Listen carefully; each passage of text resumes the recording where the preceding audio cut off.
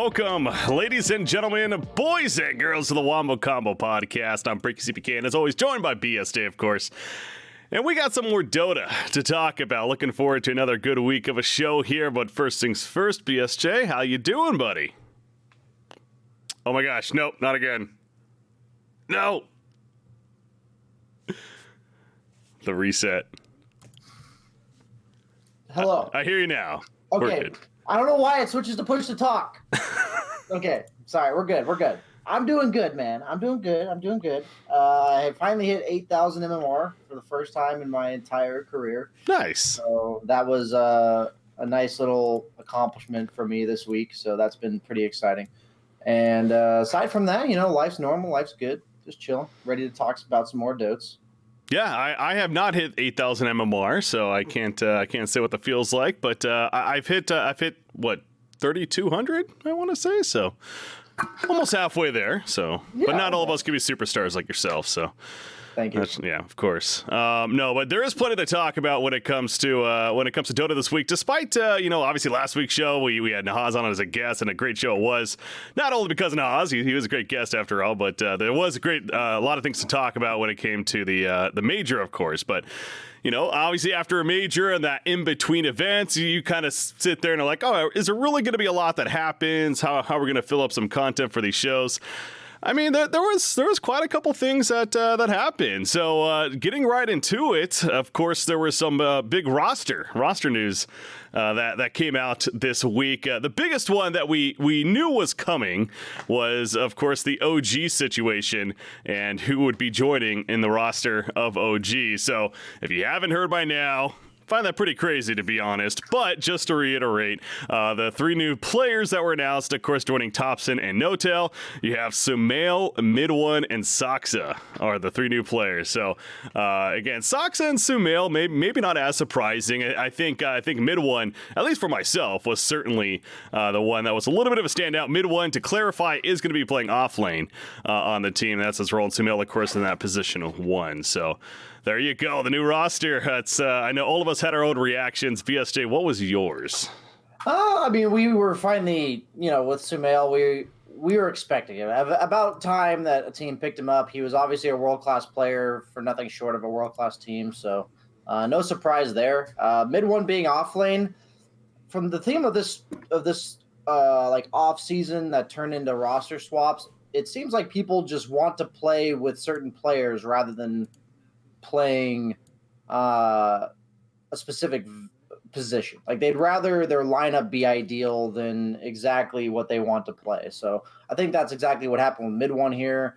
And he just wants to play with this team. And the only spot that was left to fill was the offlane role.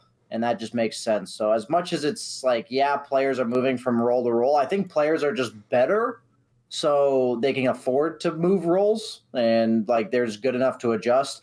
How will he play out? I think he's an insanely good player, so I think he'll figure it out. But I've also never seen him play anything but mid, so that's going to be very interesting. So Mid1, on sticking to that topic, okay, because that certainly is the not unique one, but it was the one that, at least for myself, again, was caught off guard. I predicted Saksa, not that was that crazy of a prediction. He wasn't a picture after all. That was released before the event came out, so a little bit of a spoiler there. But again, Sumail also just made sense, right? We kept talking about there's something clearly going on behind the scenes. Sure enough, it was come to found that he's been just simply in the works with OG. Clearly, he was contacted earlier on in the season about this potentially happening, and that's why it played out as it did. But yeah, Mid1, we knew that he was out there, but where he would end up was a bit of a mystery, and here we are now. So, but going back to the ultimate point, being that he's an offlane, now Mid1's history, if I'm not mistaken, again, obviously an awesome player when it comes to his MMR, personal MMR. A lot of the high-ranked games that he played before he really jumped on him with Team Secret, or was really well known, was he randomed a lot of the time in that mid role, from my understanding. And so this is a guy that clearly has diversity in his portfolio when it comes to playing many, many different heroes. And I think that will shine as far as playing for OG. And this also sets up this other topic and this other idea of this is a trend we are starting to feel out now, isn't it? Because most notoriously this season, Ramses for EG, a position 1 player that's all he's really played for the longest time, at least in his relevant pro career, now going to position 3 for a team like EG. Here we are with Mid1 now playing for OG in a position 3 role. The argument was brought up after this announcement came up. I believe it was actually Kips, an analyst and, of course, a coach on the scene, etc., talking about pure offlane players need to really step up, and because clearly there's potential out there to be picked up by these teams. But I don't know if I agree with that. I feel like we are starting to see a little bit of a trend that these core history players are becoming the offlane options for these top tier teams rather than those players that are just 100% I play offlane all the time. I mean, BSJ, you yourself kind of, you could speak for this, right? You've played a lot of position 1 for the longest time, and more recently you've been playing position 3. Yeah, I mean, I never hit AK my entire life, and then just playing offlane for like a month, I did it. I think offlane is a weird role. I think it's kind of the experience role of the 3 cores. Like, it requires the most experience to be played properly. It's more about knowing, like, I think the offlane role from a Dota perspective is, so you have your 1 and 2 position, and after those 2 heroes are accounted for in terms of items, in terms of what their heroes do, you're the one that's supposed to fill in the needs of the team. Do you need to build initiation? Do you need to build team fight? Do you need to build like auras to make them sustain? Like, what does your team need from you? Do they need you to farm aggressively on a certain part of the map to open up for those specific heroes? Like, what I've realized playing offlane that's been my biggest strength is I'm playing other heroes. What I mean is I'm playing the way I'm playing on Mars, for instance, according to what my PL from the safe lane needs me to do. So it's like, because I know what PL wants to do in a game. So what I'm noticing is, like, players that bother me the most when I play carry are the offlaners that just play the offlaner according to just a script. They pick their hero and they're going to play accordingly. And I think having experience in other roles is actually a huge it's basically like starting from with a head start on the offlane is what it feels like for me. And I think that's why it's so easy to go from that role, from other core roles, to the offlane role. And I think that on top of that, a lot of players are realizing that the elite group of players is so small that rather than try to find somebody else that can join the elites, they're just trying to combine all the elite players from all the 1s and 2s of all these teams to be offlane. Like, they just need to plug in that offlane role. I think clearly the offlane role has been lacking in a lot of teams. And even though I'm not trying to bash, current offlaners or whatever, but especially in the NA region, after Universe, name the next 4 best offlaners that are North American. I mean, even Chaos, how to outsource. I guess Snaking definitely fits up there. Yep. Moonmander, who's recently transitioned from 3 to 4 occasionally, or 5. But aside from that, the drop off is astronomical in terms of any success in competitive. So for me, it just makes sense that the offlane role, from all the reasons I said about how it operates, is becoming this, okay, let's just take other core roles and put them there because they know what their mid laner needs, they know what their safe laner needs, and now all they need to do is be able to play the heroes. And for mid one especially, I don't think that's a problem, as you already mentioned. I mean, isn't he the player in all of his tournaments where he'd play 18 games and have 17 different heroes or something? That was him. Diversity is the name of his game. Absolutely.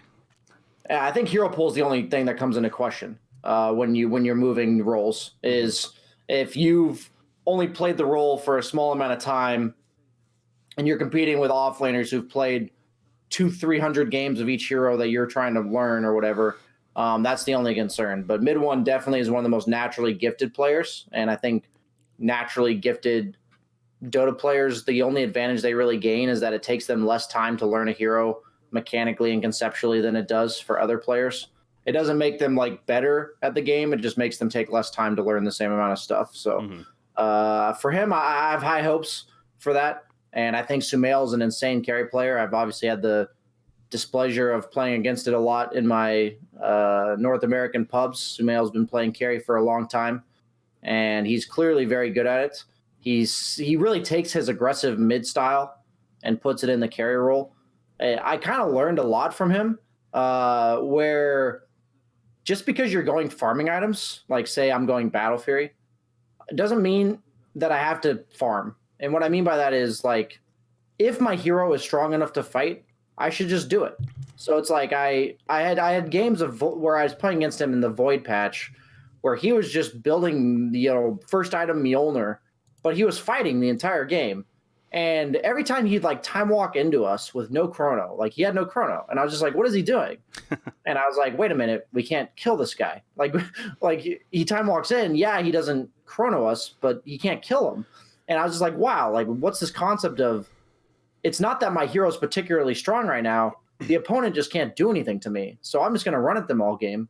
So I think his like unique mid style that we've all come to know is like watching him in the mid lane just play hyper aggressive. He's really transitioned that well to playing carry, and for me, he opened up my eyes a lot on the carry role of being aggressive just for the sake of it. It bullies the opponent, it makes them sit like very scared, very passive, and it applies dominance in a way that like forces errors. They're just scared. They're not really sure what you're doing. They're like, why is this void with no chrono and a Mjolnir up in my face? I have no idea.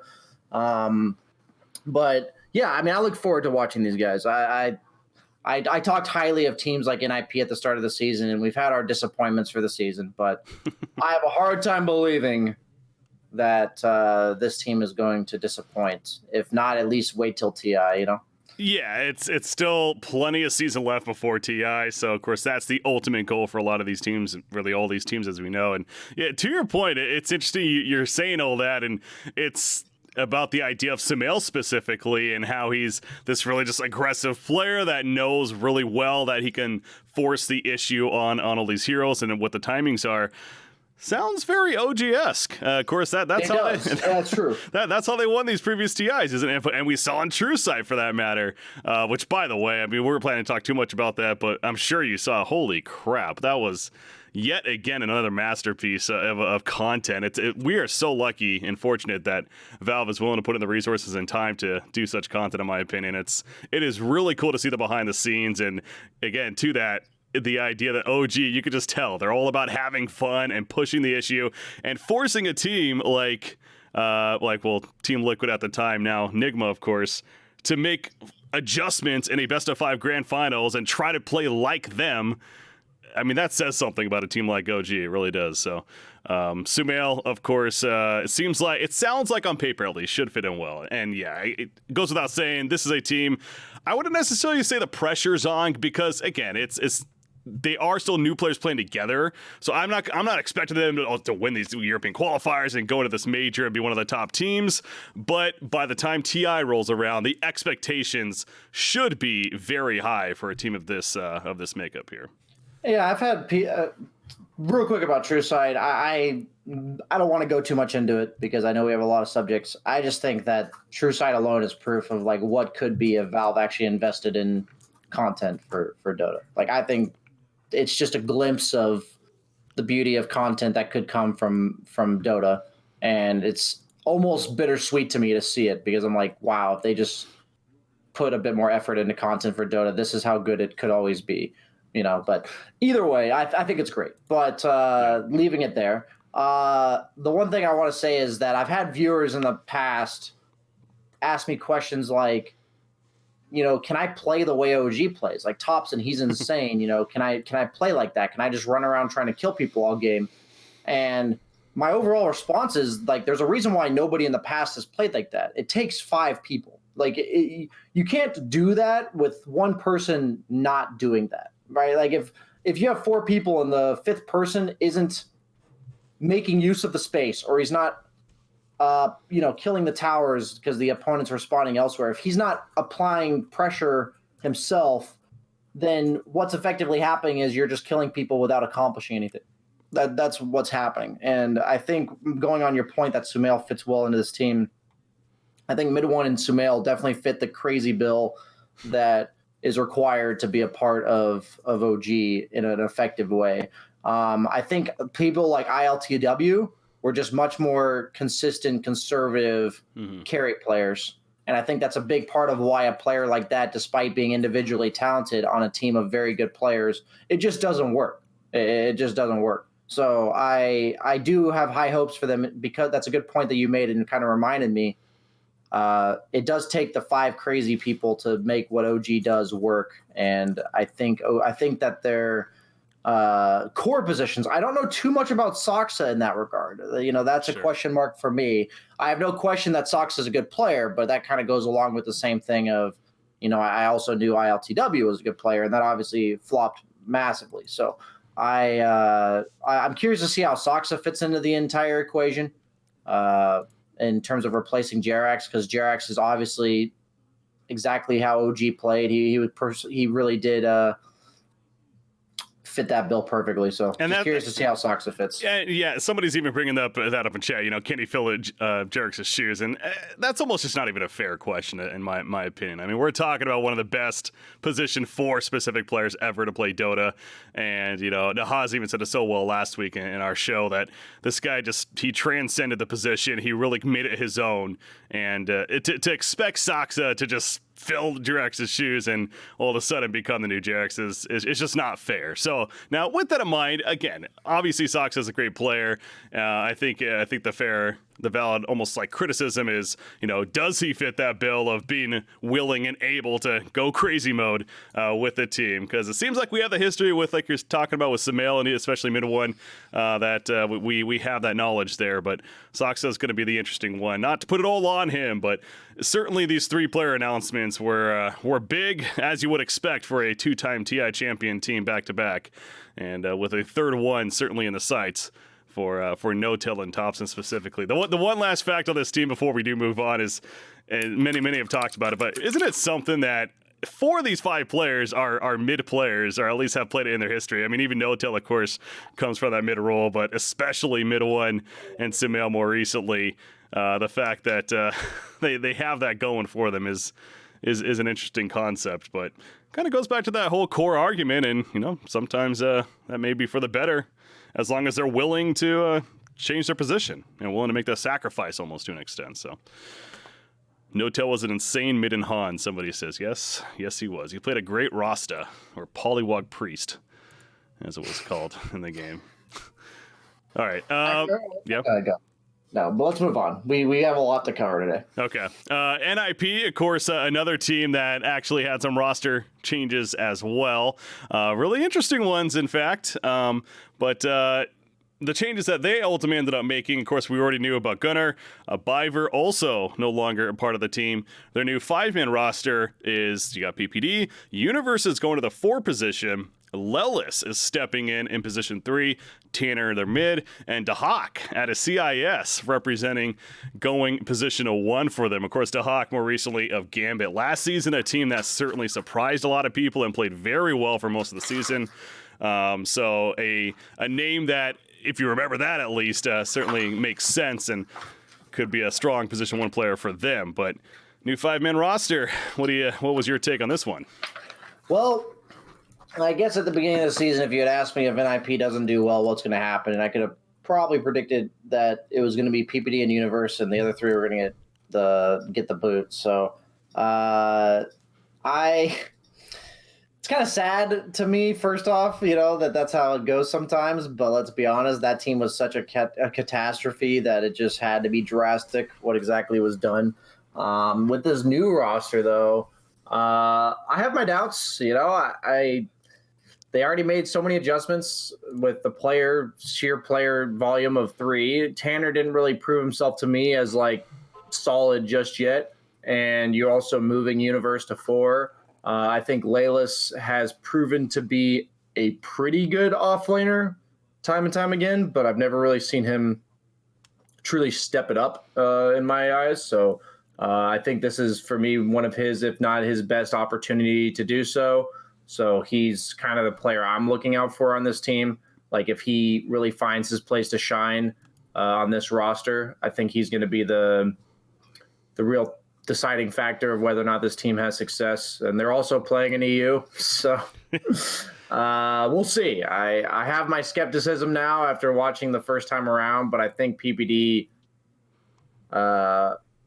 to be blunt, was more careful this time around with his roster than at the start of the season. It feels like they kind of just threw something together at the start of the season and now they're being a bit more methodical and careful. So one could argue that, I don't know if this is actually the case, but one could argue it's almost a little easier to make a roster move like this and put a team together mid-season than it is after TI and going into a full new season. Because, in a full new season, it's just chaos all over, right? There's players moving all over the place, talking to all these different teams, and a lot of shuffling going on there, hence the shuffle madness. But now the downside is the obvious, that the availability isn't necessarily as high, but to form a team and put it together, it feels like it would be a little easier, a little less chaotic, as I keep going back to here in this part of the season. So to that point, I think it goes without question. Tanner will continue to be that question mark of a player for this team. Still a very young player. We don't really know much about him, and he knows debut in the recent event, of course, wasn't the craziest ever. Did solid enough, but Universe also going to position 4 is another interesting one to me. And I know obviously we're talking about a player that's played Dota since the early Dota days even, and he's been around forever, but he's been doing that in position 3, correct me if I'm wrong, for most of his career. So it is certainly a change of pace, especially when you've been doing it for so long. And you gotta wonder, how is he gonna fit in as far as position 4 goes? But the experience is definitely there, mixed with this skill. That's what these PPD teams seem to bring to the table year in and year out, at least. So yet another example of that. But yeah, the one other point I want to go a little bit further into that you touched on was the fact that they're in the European region. And, we'd mentioned that when they announced the whole roster change in the first place, but taking a little bit deeper look into it and kind of realizing it's kind of, how fair is it? The idea that they started in Europe the first cycle, they got to go to North America qualifiers the previous cycle, and now here they are back in the European qualifiers. We've had instances in the past in previous seasons where Valve has explicitly told teams they cannot play and bounce around regions, yet for whatever reason NIP this season has been given that opportunity to bounce around regions almost at will, it feels like. And it kind of goes back to the ultimate problem that there isn't this overseer from Valve or this commissioner of sorts that, is putting the fist down and be like, no, this is the move and you have to stick to this ruling. It seems very willy-nilly a lot of the time, and I think this is unfortunately another example of that. Love PPD, but it seems like he keeps kind of getting around the system somehow, and here they are back in Europe, which... one could argue is obviously it's much tougher, and they know that than it is to NA, but their ultimate logic is that they're preparing for TI. So they want to play against this great competition. So that makes sense. And in a sense, it's almost harmful for them to play in the Cycle 3 European region when it would be quote unquote easier to play in the NA region. But I still feel like it's worth the debate and worth addressing that it just doesn't seem fair. Yeah, I agree. I think as a segue, really the only thing I have to say about it is it seems like next season they are doing stuff to address this, like a soft roster lock type of, or like region lock type of scenario. So I don't really have much else to say other than I agree it is unfair that a team can just do that kind of on a whim. But I also think that next season it seems like they're addressing it, and I'm curious to see how it plays out with that. So if we want to move on to that subject and kind of use that as a segue, that'd be great for me. I'm just going to open up this article to make sure I don't miss the core points. I remember there being a soft region lock on the new Valve system that's going to be coming out. What I was confused about, and I genuinely, is it a rumor or is it confirmed that this is happening? Yeah, I realized I had the wrong link there. There was actually, so it's not 100% confirmed. It was I don't even want to call it a leak necessarily. It was just from sources, a post on Liquid Dota was actually posted concerning what was discussed at this meeting that we heard about, not only some top talent being there as far as even commentators, as well as representatives from a lot of the top tier teams went to the Valve headquarters in Seattle and they discussed the next season. And after that, then this is the post that came as a result of it with said sources. So it's not like an official post. We don't know 100% everything that's going to be in it. It's more of these are some talking points and what the believed next season is going to be like. I see. Basically what the idea was is that there's going to be like a tier 2 and a tier 1 league, and there's going to be no more minors, and there's going to be a major where if you make it like top 2 from tier 2, you go to tier 1. Mm-hmm. And I believe if you get top 2 from the tier 1 league, you make it to the major, something like that. So they're basically leagues is what the proposed idea is. And is if you swap regions, you're forced to start over. Like you're forced to go back to tier 2 league from the like open qualifier. Like the open qualifier feeds into the bottom league. And I like this overall system that promotes there's less major tournaments, so teams aren't going to go through that ridiculous grind that people have been complaining about. I think that's a big issue. Yep. But then I also think it's an issue, we've talked about this in previous episodes, so I'll be brief, that, we want teams to have to qualify, but there has to be a balance. I don't think the team that won the previous major should have to qualify for the next major. I just think that's a load of baloney. Like, I think if you win the major, you should have to do poorly at the next major to be out of the major. Like, why should Secret have to go back 2 weeks later and prove themselves again to be worthy of going to a major? They just won, quite convincingly.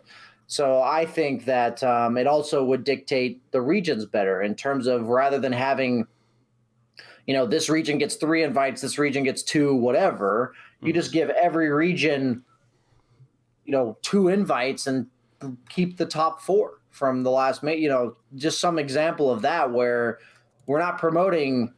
It's not up to a judgment call anymore. If 3 Chinese teams made top 6 or top 5 or whatever, then 5 Chinese teams are going to the next major. That's just proof that region is better. But obviously you still have to have that bottom line where regions like North America, South America, the weaker regions will have 2 slots anyways, because then otherwise you're limiting their chance for growth, in my opinion. So all those things considered, I just hope that this kind of shenanigans coming out from NIP, I'm not even mad at them. They're just kind of abusing a system that's abusable.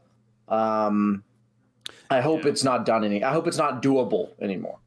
Yeah, you can't be mad at NIP. I agree there. It's again mad at the system and the idea of these loopholes being there in the first place, and so clearly something needs to be said and done to prevent it from happening. And so yeah, as you're mentioning, they're at least attempting to not only address that, but the tier 2 scene, and we've talked about that many times. The idea of helping develop it, and this is at least a step in that direction. The idea that, as you mentioned, no minors, 3 majors. To your point about having the team that even won or even a top placement in the previous major being invited to the next major, I would tend to agree with you if it was this season was still 5 majors and the 5 minors even in place. But the fact that we're going down to that now even 3 majors next season, I don't know if I see that as viable still, because you're talking about even just 1 or the top 4 teams win the first major, they're just automatically going to go on to that next major, and that's 2/3 of the season that they've qualified for, in a sense, because they placed top 4 at the first major. Which, yes, I can understand that argument that just should be how it is, but I'm also fine with teams having to then play once again to compete for the next major. So I'm not personally as sold on the idea that they should be automatically qualified for the next one, mainly because we are cutting it down yet again in terms of the amount right there. But as far as the overall on this, again, it's exciting, but like I said at the very beginning, this wasn't an official post. This was just leaked information from sources that attended the event, or more so the meeting that happened. Something tells me we're going to, of course, get a more official statement down the line here in the season with the actual breakdown of how it's going to play out. Whether that's closer to TI or not, we'll wait and see, I suppose. But it's at least exciting. It is, and the third-party tournaments, making a bit of a stronger comeback is, in my opinion, also fairly exciting, because that's definitely what the scene was built on, at least. And I think they, for the most part, do benefit and help mix it up. I would like to see that balance of having these third-party events mixed in with the DPC season, that official circuit. But because of the length of the DPC season here, these last 3 years especially, it's been harder to do that and have these intermediate events in between. So exciting, but again, we don't know the full knowledge there when it comes to this. Yep, I agree. I think that's a good point you make about the fact that there's only 3 majors. Um, yeah, I just at the same time hate to think that a team that won the previous major, like it just depends to me on how long the qualifiers are after the major. Since there's only 3, I would expect there's probably going to be a decent amount of time between. Yeah. I just I think the pressure to remain at the top of your game 365 days a year is the problem. So if that's addressed, I don't really care how it's addressed. If that means that they get, 2 months between one major and the next qualifier, such that, they can take 2 weeks off and then go back and work 6 weeks really hard, then I can get behind that, that they have to qualify for every single major. That's just my concern, because I think it does hurt the quality of competitive Dota 2 games for people to have to be on top of their game 365 days a year. That's my problem. So as long as that's addressed, and I think you make a good point about the fact that there's going to be a much larger space between majors, I'm good with that. Well, to be fair, it matters how these leagues play out, right? Like, we don't know the length of these leagues, and maybe the leagues are going to be, in between, of course, the majors you'd figure, and then how much that time are the leagues taking up? Is it going to be like 3 matches a week? Is it going to be, that's all up in the air still. That's why I go back to, we are going to have to wait and see what information more comes out, rather than just the very base of what's happening. But yet again, it's good to see a step in the right direction, I think, is we're both in agreement with, and it seems like the general reaction has been that way as well when it comes to the DPC. So willing to make some decent changes yet again. Here we are, and it'll be the fourth season, the fourth official DPC season next year, as we're in the 3rd one currently. So still young in a lot of ways, and still willing to change, which is good. That information coming out, so worth at least discussing there. Now, back to this season, of course, the next event, the next cycle of events, really, we got our major qualifiers going to be starting up here.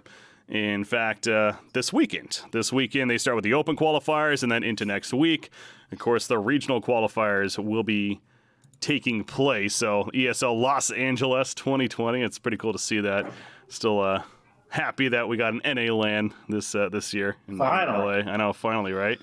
And your pub game's going to be great during that time. We've talked about that as well. So extra excitement there. I just hope the teams decide to boot camp like 4 weeks ahead of time, so that the pubs are good for like a month. That'd be nice. Yeah. Now, I make a dream.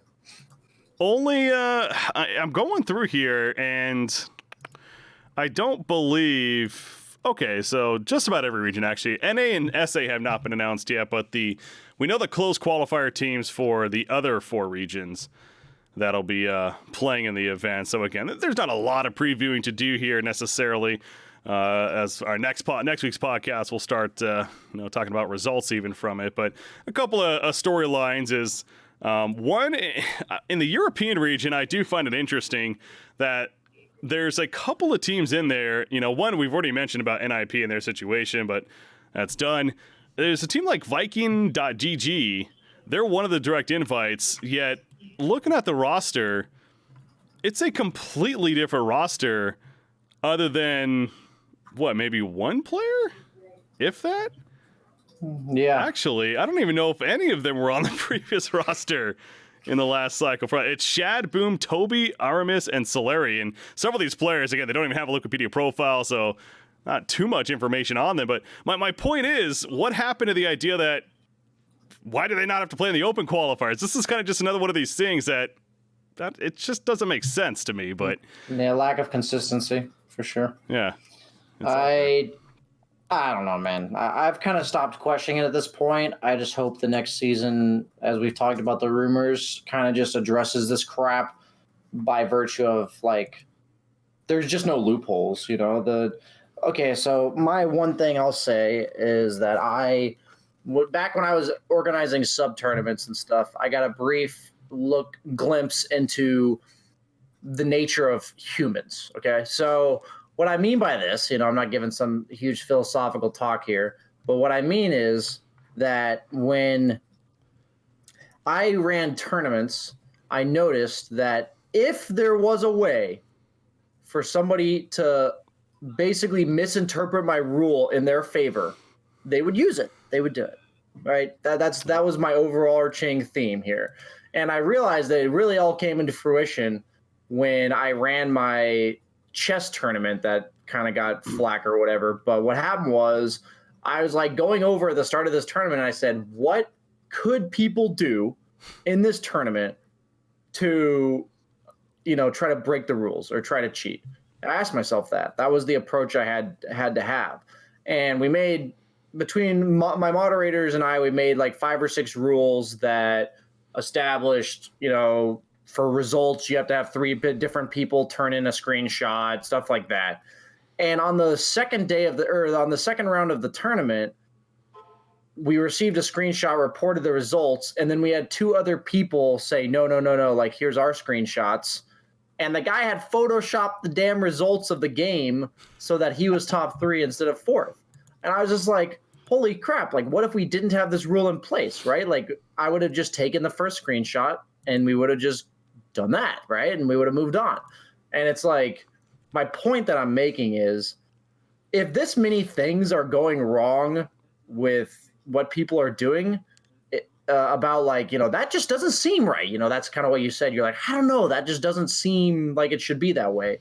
And my response is that implies to me a flawed system, and humanity is always going to be the same. So stop, we need to stop questioning the people that are doing it and just make it not doable like that. Yeah. That's how I look at it. So I know that was kind of a long story to make a small point, but it's just funny because if you don't do that as like a tournament organizer on the internet, you're just going to have people that abuse your system, and that's innately the problem. So, nothing against the events that you put on. I remember watching that auto chess event. It was a great event to watch, and I'm sure it was hard work on your side. So props to you. But compared to DPC and these ultimately that TI being on the line, it's a smaller case scenario there. So hey, but that was me and 1 or 2 of my moderators. This is Valve, $1 billion company, I'm sure they can manage, So that's my point, right? Like the fact that this is even allowed, like, do they not have checks and balances? Like, do they not have? I mean, we know they really don't have, at least publicly, a commissioner of sorts that's their job, is looking for these situations. Because I don't expect.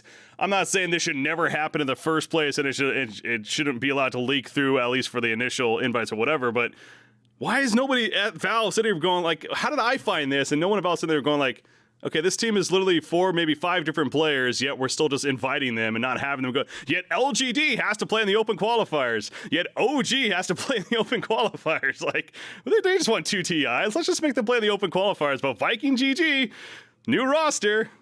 You guys, welcome. Come on in. It just seems silly to me. It really does. And for so many great things that Valve does with the DPC and everything else, these just they don't ruin it. But man, it's hard to just understand. It's hard to take it seriously sometimes. It is. It is. I agree. Okay, there's my rant on that. Well, anyways, so to that point, again, OG and LGD, that's a reminder. They are both having to play in the open qualifiers. RIP to the teams that have to play, OG especially. LGD, hey, they lost last cycle in the open qualifiers. Let's see what happens, but good luck. How funny would it be if somehow they lost again in the open qualifiers and then they got like 6th at the major, the last major, and then they just don't qualify directly to TI and then like lose in the close? Like, how crazy would that be, right? Like, yeah, like that would be, mark my words, if that somehow happens, that this is the day I talked about it. So, hey, we did not see that coming last cycle, and LGD definitely shocked the world there. So, all right, we keep saying that, hell, the team that beat them, that I don't even know who it was. No one even talks about that team, but I don't even think the team that beat them actually got out of the open qualifiers. I think they ended up losing later on anyways. Yikes. Yeah. Yeah, right. I might be wrong on that, but point is they both have to play in the open qualifiers because great system here. So, yeah, we don't know NA and SA yet, but yeah, so not much else to really go over here. We'll start going over the results come next week, of course. And by a couple of weeks from now, we'll know teams at the Major. That'll be taking place for Cycle 3. Going back a little bit, I actually forgot, when we're talking about the roster news, one we did look over, meant to bring up, is Cloud9. Cloud9 is back in Dota 2, by the way. They're making a comeback yet again. An organization that's, of course, pretty big in esports, and they've been involved in Dota 2 several times with different rosters. Never forget Sing Sing. Yep, Sing Sing. You got, of course, Eternal Envy's had history with them and crew. So now we're looking at the new one of you got Pylai Die, Flea, Misery, and then VT Faded as well as Skem is their official new roster right here. So Misery back in that leadership role at playing position 3, by the way. So that's also interesting off the bat. But VT Faded, a great core player. More recently has definitely been up and coming. So excited to see him. And then Skem in that position 1. So a mix of Southeast Asia and really just flair from all over the world. That's playing out right here. And I wanted to confirm something on them real quick. Let me pull up their announcement. The team will be playing in the Southeast. So yeah, they're going to be playing in the SEA qualifiers here coming up, but they'll be representing North America in the future events is what they say in their statement. Interesting. So, yeah, they will have to play open qualifiers. So another team they'll have to go through that, but they're going SEA at least for this cycle. Yeah. I mean, just another one of those teams that, to me, I just have a healthy amount of skepticism towards. Other than really Misery, I love my boy Flea. I've played on teams with him before, and players like Skim, they've been stuck in the tier 3, bottom of tier 2 for a long time, and I always think there's a reason for it for every player. Whatever that reason is always a bit different, but all that means to me is they have something to prove. Just because they've proven themselves as good players isn't enough nowadays. You know, you can have the players of the world like them, or you can have the Thompsons, you know, the players that just are meant to be professional, you know, all-star level players. So we'll just have to see. It's a roster of a bunch of question marks for me. Mm-hmm. And that, to me, it just means that I always root for the players like that, especially players like Flea that I've played with before and I think are good guys and, you know, the type that I would root for. But aside from that, you know, I don't want to get my hopes up. That's all it really is. Yeah. Okay, I do have a clarification to make on it was actually brought up on the Viking.gg team specifically. I guess I was looking at it wrong. I was looking at the previous roster, and apparently this is a roster that they actually were using in the previous cycle as well, minus one player.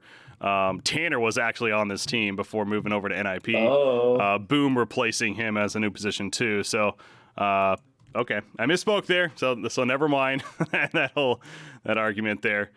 Not necessarily holding up. But damn it, still, Valve needs to be better now. Yeah, the argument still applies, even if it doesn't exactly in that case, yeah. work in this example, yeah. All right, anyway, so yeah, back to Cloud9. Again, this is out of these roster announcements that we had, it's kind of like, if you had to make a tier list, maybe the least expected to do very well, especially off the bat. Even when they come to NA, if that ultimately is their plan, I don't necessarily think that they're just going to step in NA and, you know, be a dominant team by any means. So, yeah, team with potential.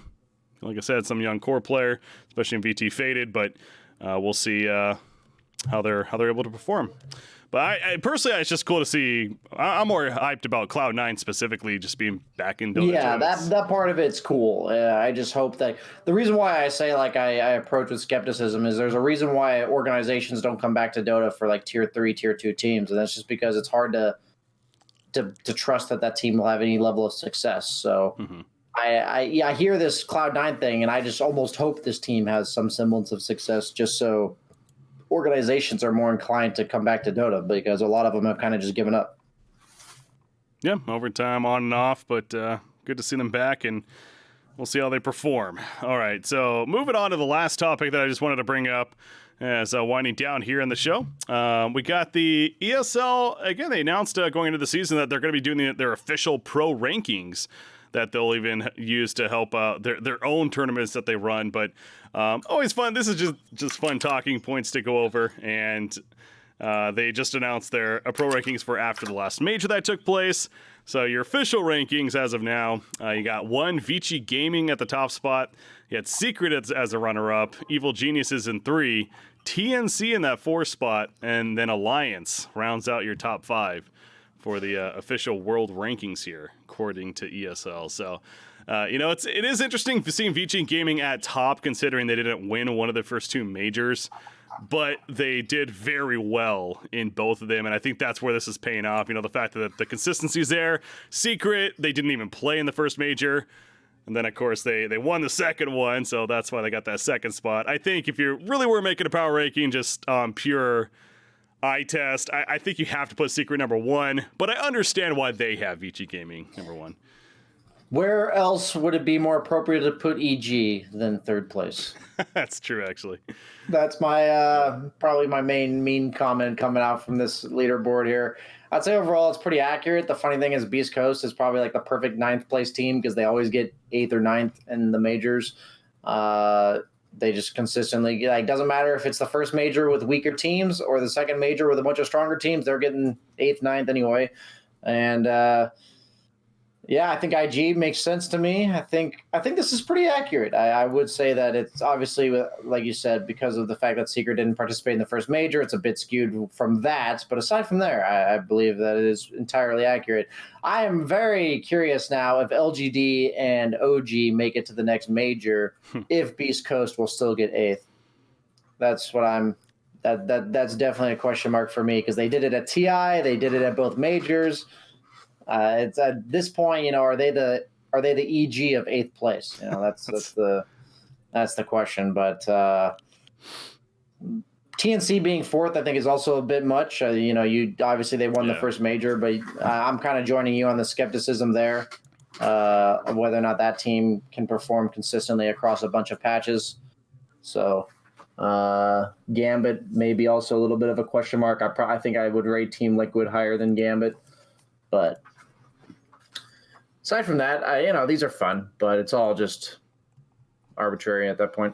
Yeah, it's the same thing with the power rankings in traditional sports too. I kind of like chuckle at it. It's fun to look at, but there's a regular season for a reason, right? That's essentially what we do here with the DPC. Ultimately, that leads into TI. So this whole these power rankings and what's really the point? Now, before the DPC existed, I actually think it made a lot of sense, of course, because again, teams were getting invited not only to major events, but even TI itself without or by these kind of ranking systems in a sense. There was no regular season that led them into it necessarily. So it has lost its relevance as far as what it really means over time, but it's still fun to have, and props to ESL, I suppose, for at least giving us discussion points there to talk about. There you go. Helping our content. We can only thank them. Yes, there we are. And with that in mind, I think that actually marks the beginning of the end for our episode. Rip. Yay, or something. I don't know what the proper reaction there is.